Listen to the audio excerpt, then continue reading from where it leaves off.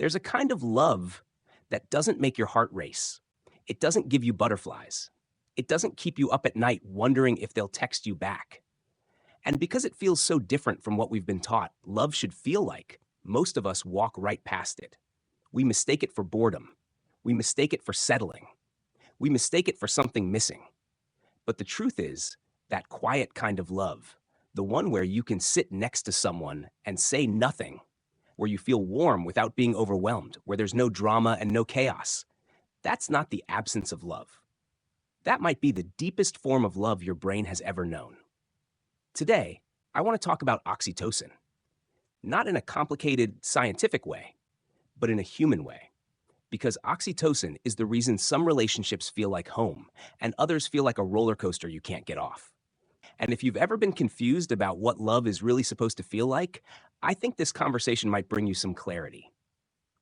Let me start with something that might sound familiar. You meet someone. The attraction is instant. Your stomach flips. You can't stop thinking about them. Every text message gives you a little hit of excitement. You feel alive. You feel electric. And you think to yourself, this must be it. This must be real love. Because it feels so intense, so consuming, so powerful. But here's the thing your brain doesn't tell you in that moment. A lot of what you're feeling isn't oxytocin. It's dopamine. Dopamine is the rush. It's the thrill of the chase, the excitement of something new, the high of uncertainty. It's the same chemical that fires when you refresh your phone and see a new notification, when you win a game, when you bite into something incredibly sweet. Dopamine is loud. Dopamine is dramatic. Dopamine makes you feel like you're flying. And in the early stages of falling for someone, dopamine is running the show. That's why everything feels so intense. That's why you can't eat, can't sleep, can't focus. Your brain is flooding itself with reward chemicals because it's found something new and exciting. It's beautiful in a way. It's one of the most powerful experiences a human being can have. But dopamine is not designed to last forever. It can't. It's built for the beginning, not the long road.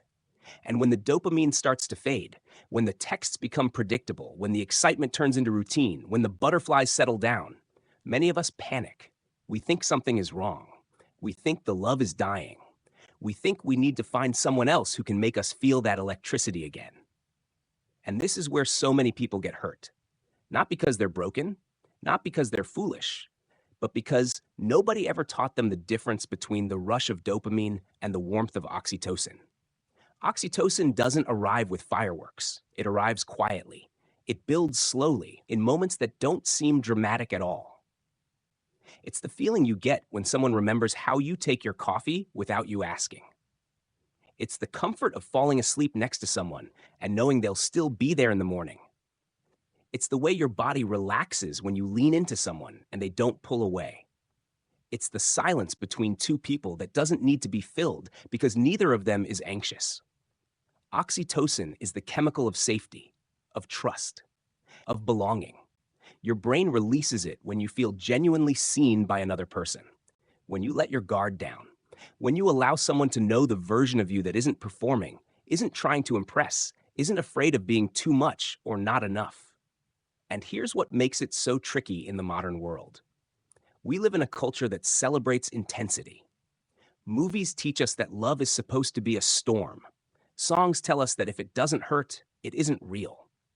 Social media shows us grand gestures and dramatic confessions and proposals that make people cry.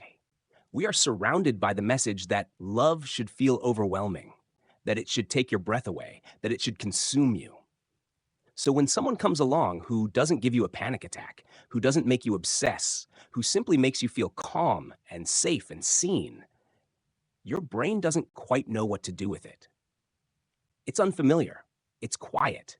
It doesn't match the stories you've been told. And so you might dismiss it. You might think there's no spark. There's no chemistry. This isn't it. But what if it is? What if that quiet feeling is exactly what love is supposed to feel like when it's healthy? What if the piece you're calling boredom is actually your nervous system finally being allowed to rest? I remember a time in my own life when I confused intensity for intimacy. I thought the relationships that made me feel the most were the ones that mattered the most, the ones where I was always on edge, always wondering, always chasing. I didn't realize that the reason I felt so much was because I was constantly in a state of uncertainty. And uncertainty is dopamine's favorite playground. The relationships that were calm, the ones where I felt safe, I let those go because they didn't feel like enough. They didn't feel exciting. They didn't match what I thought love was supposed to look like. And it took me a long time to understand that I wasn't looking for love. I was looking for a high. And those are two very different things. Let's talk about why this happens. Why does peaceful love feel so unfamiliar to so many of us? Part of the answer lies in what we experienced growing up. If you grew up in a home where love was unpredictable, where one moment your parent was warm and the next they were angry, where affection was earned rather than given freely, where you had to perform to be loved, then your brain learned something very specific. It learned that love is supposed to feel uncertain. It learned that closeness comes with anxiety. It learned that if you're not on your toes, something will go wrong. And so when you grow up and someone offers you steady, reliable, calm love, your brain doesn't recognize it. It almost feels suspicious. Where's the tension? Where's the chase? Where's the thing I have to earn? And if there's nothing to fight for, nothing to worry about, nothing to prove, is this even real? It's a painful pattern. And it's not your fault. But it is something you can become aware of. Because awareness is the first step toward choosing differently. Oxytocin doesn't just appear between romantic partners. It's released between a mother and her child, between close friends who share a genuine laugh, between people who sit together in difficult moments without trying to fix each other. It's the reason a long hug from someone who truly cares about you can feel like it heals something inside your chest. It's the reason being listened to, really listened to, without judgment, without advice, without interruption, can make you feel more love than any grand gesture ever could. Oxytocin is what your brain produces when it finally feels safe enough to stop guarding itself. And in a world that constantly tells us to be more, do more, achieve more, perform more, that kind of safety is incredibly rare. Which is why, when you find it, it's worth more than any amount of excitement or passion. Now let's talk about something important. If you're someone who struggles to accept calm love, if peaceful relationships make you feel restless or uncomfortable, I want you to know there's nothing wrong with you. Your brain has simply been trained to associate love with stimulation. It's not a character flaw, it's a pattern, and patterns can be changed. It starts with noticing. The next time you're in a situation where someone is being kind to you, where there's no drama, no tension, no game, pay attention to what your brain tells you. Does it say this is boring? Does it say something must be wrong? Does it say you should find someone who makes you feel more? If so, just notice that. You don't have to act on it. You don't have to believe it. Just notice that your brain is running an old program, and you don't have to let it make your decisions anymore. One of the most powerful things you can do for your relationships, romantic or otherwise, is to learn to sit with calm, to let silence exist without filling it, to let someone be kind to you without wondering what they want in return, to let a moment be simple without making it complicated. This is what oxytocin needs to grow. It needs time. It needs consistency. It needs two people who are willing to show up as they are, without masks, without performance, without the need to be impressive. And I know that's hard, especially in a world where we're constantly comparing our relationships to what we see online, where everyone seems to be having grand adventures and writing love letters and posting pictures that look like movie scenes. But here's something I want you to remember. The love that heals you won't always look exciting from the outside. Sometimes it looks like two people eating dinner in comfortable silence. Sometimes it looks like someone letting you cry without telling you to stop. Sometimes it looks like a hand on your back that says, "I'm here," without saying a single word. If this is starting to resonate with you, if you're thinking about someone in your life right now, maybe someone you've taken for granted, maybe someone whose quiet love you didn't recognize, I want to invite you to leave a comment below. Tell me about a moment when someone made you feel safe in a way you didn't expect. Or share this video with someone who might need to hear it today. Sometimes the most important thing we can do is remind each other that love doesn't have to be loud to be real. Let me share something else with you.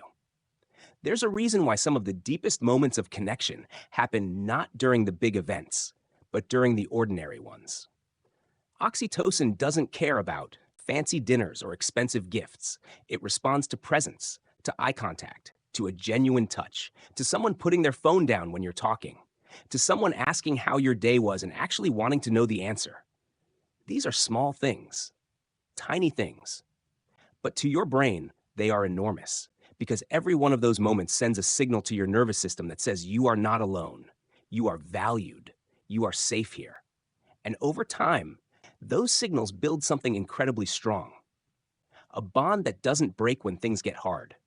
A connection that survives conflict because it was built on trust, not just excitement. This is why the strongest relationships often look the most boring from the outside. There's no drama to post about. There's no crisis to bond over. There's just two people who have learned to be gentle with each other, day after day, in a world that is not always gentle. And here's something that might surprise you. Oxytocin doesn't just help you connect with others. It also helps you connect with yourself. When you feel safe in your relationships, your cortisol, your stress hormone, actually goes down. Your body stops being in fight or flight mode. You sleep better. You think more clearly. You react less impulsively. You become more patient, more creative, more open. The safety that oxytocin provides doesn't just change your relationships. It changes your entire nervous system. It changes how you move through the world. But here's the catch. You have to let it in. And for many of us, letting love in, the quiet, steady, real kind, is one of the hardest things we'll ever do. Because it requires vulnerability. It requires admitting that you want to be held, that you're tired of being strong all the time, that you don't need another adventure or another thrill. What you need is someone who sees you, truly sees you, and stays.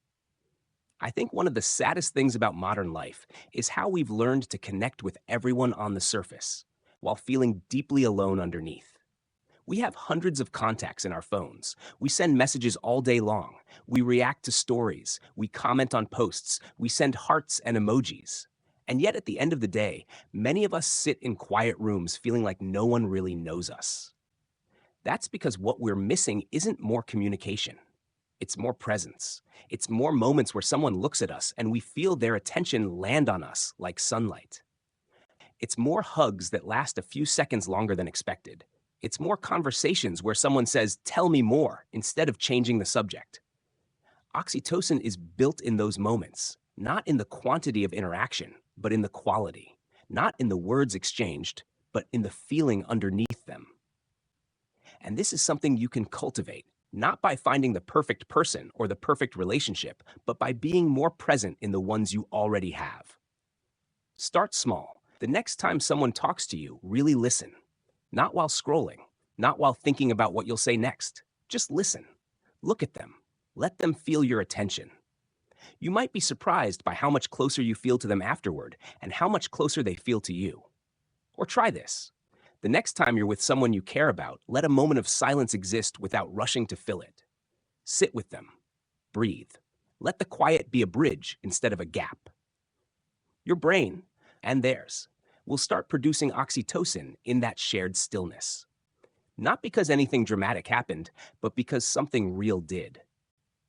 I know that for some of you listening right now, this might bring up some pain. Maybe you're in a relationship where you don't feel safe. Maybe you're with someone who gives you the highs and the lows, the dopamine rush followed by the crash, and you're starting to realize that what you thought was passion might actually be anxiety. If that's you, I want to say something gently. You deserve the quiet kind of love. You deserve a love that doesn't make you guess, that doesn't make you earn your place every day, that doesn't leave you wondering where you stand. And if you're not in a relationship right now, if you're single, if you're healing, if you're figuring things out, I want you to know that oxytocin isn't only for couples. You can build it with friends, with family, with a pet, with yourself. A warm bath, a slow walk, a moment of genuine self-compassion. These all activate the same pathways in your brain. You don't need someone else to start feeling safe. You can begin with yourself. This is one of the most beautiful things about the human brain. It is remarkably flexible. The patterns you learned in childhood, the associations you built over years of experience, they are not permanent. You can teach your brain new ways of feeling. You can train it to recognize calm love as something valuable. You can slowly, gently rewire the part of yourself that runs from peace because it doesn't feel dramatic enough. It won't happen overnight. It's not a switch you flip. It's more like a muscle you build. Every time you choose presence over distraction, every time you stay in a quiet moment instead of running from it, every time you let someone be kind to you without suspicion, you are building that muscle. You are teaching your brain that safety is not boring. Safety is the foundation that everything beautiful is built on. And here's something I want to leave you with. The love that will change your life is probably not going to arrive with thunder and lightning. It probably won't look like a movie scene. It might arrive as someone who sits with you on a hard day and says nothing, because they know that sometimes presence is more powerful than words. It might look like someone who texts you not with poetry, but with, "Did you eat today?" It might feel like someone pulling a blanket over you when you fall asleep on the couch. That's oxytocin. That's the love your brain has been quietly asking for. Not louder, not flashier, not more, just real. So if you've been chasing the rush, if you've been confusing anxiety for chemistry, if you've been walking past the people who make you feel calm because they didn't make you feel crazy, maybe it's time to pause. Maybe it's time to ask yourself a different question. Not who makes my heart race, but who makes my nervous system rest. Not who gives me butterflies, but who gives me peace. That question might change everything. Thank you for spending this time here with me. If this video made you think about love differently, I'd love to hear from you in the comments. And if someone you know is always chasing the wrong kind of love, maybe share this with them. Sometimes the right words at the right moment can be the beginning of something different. If you haven't already, consider subscribing to the channel. We talk about the brain, about emotions, about the small things that shape the way we live and love. And I'm glad you're here. Truly.